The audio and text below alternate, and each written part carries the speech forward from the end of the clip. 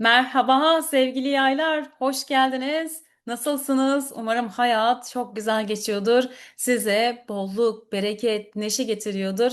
Evet sevgili yaylar ve yükselen yaylar, Ağustos ayımız. Burada bakın size bir aslan koydum, bir de kova. Önemli aslan kova aksına geçtik. Karmik kadersel dediğimiz artık yaşam döngülerimizde yeni bir sayfaya doğru hareket ediyoruz.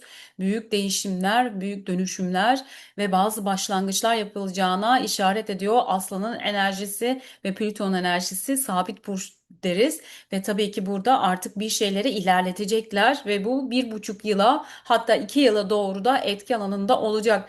Güneş tutulmamız var Aslan burcunda ve bir de ayın sonunda Balık'ta dolunayımız olacak. O da ay tutulması. Evet bakalım sizlere neler getirecek. Özellikle bu Aslan stelyumu sizin için 9. evde yoğunlaşıyor. Hemen karşıt evinde de Plüton kova bekliyor olacak. Tabii ki sizler için gelişen vizyonlar, ilham, zihinsel blokajları fark ettiğiniz bir ay. Belki geçmiş aylarda da pek çok konuda yeni ilham konuları, işinizi ilerletmek, yurt dışı konuları, yabancı dil, bu gelişen teknolojileri kullanmak, işinizi adapte etmek, paranızı düzenlemekle ilgili çalışıyordu. Ama şimdi artık bunları ilerletme vakti geldiğini söylüyor. İlhamınız, manevi değerleriniz ruhsal olarak çok güçlü çalışacak bu ay. Öte yandan tabii ki 3. evde bekleyen bir Plüton kova görüyoruz.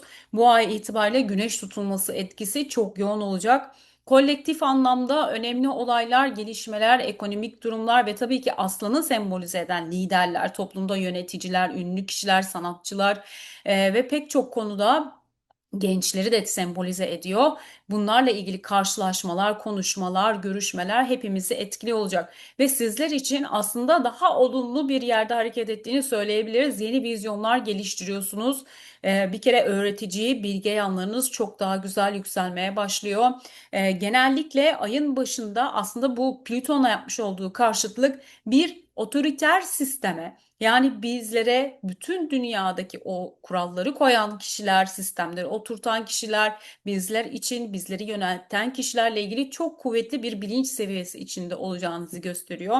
9. evde bulunan bu güçlü aslan stelyumu karşıt evinde de tabii ki bu sistemleri sorguladığınız, işinizde var olmak, yaşamda var olmak, önemli felsefi konularda inanılmaz vizyonları yükselten bir yerde olacak sizler için. Ve tabii ki 12 Ağustos'ta gerçekleşecek tam anlamıyla bir güneş tutulması. Ve 21 Ağustos'a da çok önemli günlerimizden bir tanesi Ay Yay burcunda sizin için Ay'la beraber güzel bir şekilde destek sağlayacak güzel bir ateş hareketi olacak. Sizler ateş elementi sembolü burçlarısınız ve burada büyük atılımlar yapmak için bu potansiyelinizi, ilhamınızı ortaya koymak için çok daha verimli çalışacak bir gün 21 Ağustos. Ve 15 Ağustos'ta da tabii ki 15 ve 16 Ağustos'ta yine verimli günler. Bunları da söylemeden edemeyeceğim. Not alabilirsiniz, bakabilirsiniz. Bu günlerde de tabii ki yeni hedeflerle ilgili planlamak, programlamak, parasal anlamda daha verimli, daha ferahlatan günler içinde olacağız. Bu günleri kullanabilirsiniz. Ayın sonu siz daha fazla etki alıyor olacaksınız. Sevgili yaylar, ayın sonunda ay tutulması Balık burcunda gerçekleşiyor ve tam evinizin içinde gerçekleşiyor. Ev, aile, ailenin içindeki konular, evinizdeki konular, yer değiştirmek, belki yurt dışına taşındınız, yurt dışı işleriniz, seyahatleriniz, yolculuklarınız ayın sonunda bir devrim geçiriyor. Burada ikili ilişkilerde yeni kişilerle tanışmak, bazı yeni bağlar kurmak, yeni anlaşmalar, yeni düşünceler içinde olmakla ilgili özellikle ayın sonundaki ay tutulması duygusal bir takım devrimlere, yepyeni bir takım bağlara sizlere bağlıyor olacak. Şimdi bu ay genel anlamda böyleydi.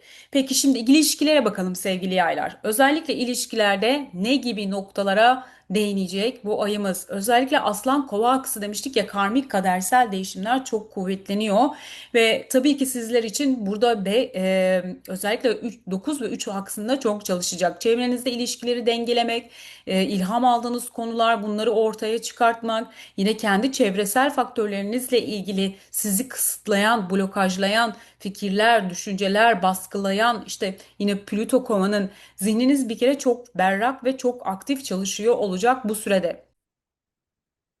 Kendi bireysel özgürlük ihtiyacınız ve ortak paylaşımlarla ilgili burada gidip gelen bazı düşünceler içinde olabilirsiniz. Tabii ki burada hani kişilerle bir arada olmak, görüşmeler yapmak, yeni bir şey, yeni bir projeyi ortaya çıkartmakla ilgili bir gerilim var. Tabii ki o aslanın gerilimi ikili ilişkilere yansıyor. Bir iş, bir proje, bir yolculuk, bir seyahat, bir yurt dışı konusu. Bununla ilgili tabii ki Plüton hemen karşıt evinde ve Kuzey Ay düğümü de tabii ki Kovada olacak. Burada büyük düşünceler içinde olmak, uzun vadede vizyon sahibi fikirleri hayata geçirmekle ilgili tabii ki bir takım zorlukları, bir takım mücadeleleri, bir takım durumları getiriyor size. Burada manipülatif kişiler, baskıcı kişiler, son derece sistemi etkileyen noktalar bunların detaylarını aslında size getiren önemli kuvvetli bir güneş tutulması. Tabii ki burada fikrinizden vazgeçmek değil, vizyonunuzu daha sağlamlaştırmak için hareket edecek ve bu tabii ki bir yıla yayılan bir etki. Burada seçimleriniz neyse, hangi konunun üzerinde çalışıyorsanız buradaki blokajlar, burada zorlayan sistemlerle ilgili durumlar, burada bilin ki başlattığınız konular bir yıla kadar yayılacak. Ve ikili ilişkilerde demiştik ya, devrim geçiriyor. Ayın sonu daha fazla etkili. 23'ünden sonra Güneş Başak'a geçecek. Yani işiniz plan ve programlama aşamasında, ev ve iş düzenlerinizi kurma aşamasında çok daha verimli bir noktada çalışacak, detayları görüyor olacaksınız. Plan programlarınızı yapıyor olacaksınız. Çok kuvvetli, verimli çalışacak sizler için sevgili aylar. Gerçekten oldukça etkili, ilişkilerdeki detaylar kökten değişecek bir takım fikirlerle ilgili atılımlarda bulunacaksınız. Ay sonu çok etkin olacak sizler için. Ve tabii ki burada ikili ilişkileri şifalandırmak, geçmişteki bir takım ilişkilerle ilgili, iş bağlantılarınızla ilgili burayı tamamlamak, çözümlemek anlamında çok iyi çalışacak ilişkiler bağımında. Ve para konularına bakalım. Jüpiter yönetici gezegeniniz biliyorsunuz ve Aslan Burcu'na geçti. Burada tabii ki Merkür'le kavuşumu yapıyor. 9. evde yeni işler, yeni projeler demiştik. Finansal anlamda büyük düşüneceğiniz, ilham verici girişimlerde bulunma, uzun süreli planlar yapma kapasitenizi çok arttırıyor. Fakat burada aman dikkat diyoruz. Çünkü ayın başında herhangi bir yatırım, banka, kredi, borç bu gibi şeyler varsa bunlarla ilgili bir yapılandırma verebilir. Risk almayın lütfen bu sürede. Riskler için hiç uygun bir ay değil. Başlatacaksanız daha ayın ikinci yarısına doğru değerlendirmekte fayda var. Ama bunlar bakın genel yorum, kesinlikle ekonomi ve finans tavsiyesi değil. Burada göksel konumun rehberliğine bakıyoruz.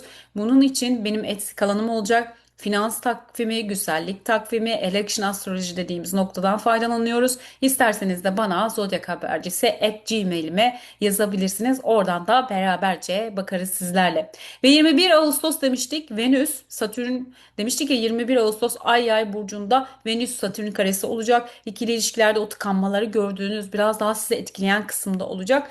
Burada tabii ki iş yaptınız, belki bu paranın geri dönüşüyle ilgili, belki sözleşme yaptınız, bir takım şeyler imzaladınız, bunların dönüşüyle ilgili çalışıyor olacak. Parasal konularda ihtiyatlı olmanız gereken bir ay işaret ediyor. Bu süre uzayabilir ama planlarınızı tabii ki uzun vadedeki vizyonu geliştirmek için kurguladığınız konulardaki ivmeniz, azminiz yüksek olacak.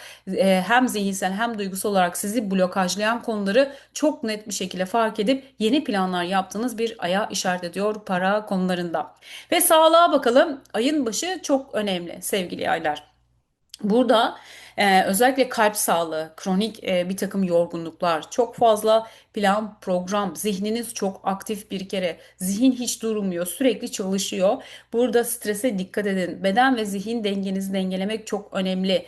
E, Özellikle ayın sonuna doğru ay da biliyorsunuz balıkta tutulma yapacak. Ayaklar, romatizma rahatsızlıklar, kadınsal bir takım rahatsızlıklarınız varsa yine geçmişte mide, işte bağırsak, o kök beden köküyle ilgili bir takım geçmiş rahatsızlıkları getirebileceğini söylüyor. Hele ki 17 Ağustos. 17 Ağustos günü lütfen o günden itibaren bağışıklığı ekstra bir dikkat edin. Mars çünkü Neptün'le kareleniyor olacak. Zaten bu ay ameliyatlar için uygun bir ay değil.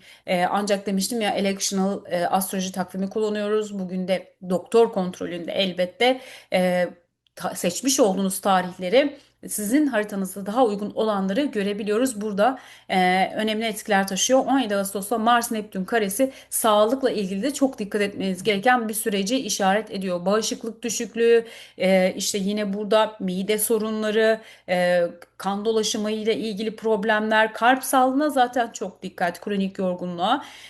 Ve tabii ki tutulmalar, sırt, beden tutulmaları. Bunlar aktif olarak çalışacaktır. Mars çünkü 8. evinizde hareket edecek bu ay. Para çıkışları olabilir der. Burada motivasyonu düşürmemek, özellikle zihinsel ve bedensel blokajlara dikkat etmek, sınırlarınızı aşırı zorlamamak çok önemli olacak. Sevgili yaylar, bu ay sizler için bu şekilde geldi. Bolluğu, bereketi, güzelliğiyle gelsin. Sizin yapacağınız yeni projelerde hangi konu zorluyorsa da onları açacak kapı anahtarlarıyla beraber gelsin. Evet, sizler için bir olumlama hazırladım ve şöyle: büyük vizyonuma sadık kalarak her zorluğu bir öğrenme fırsatı olarak görüyorum.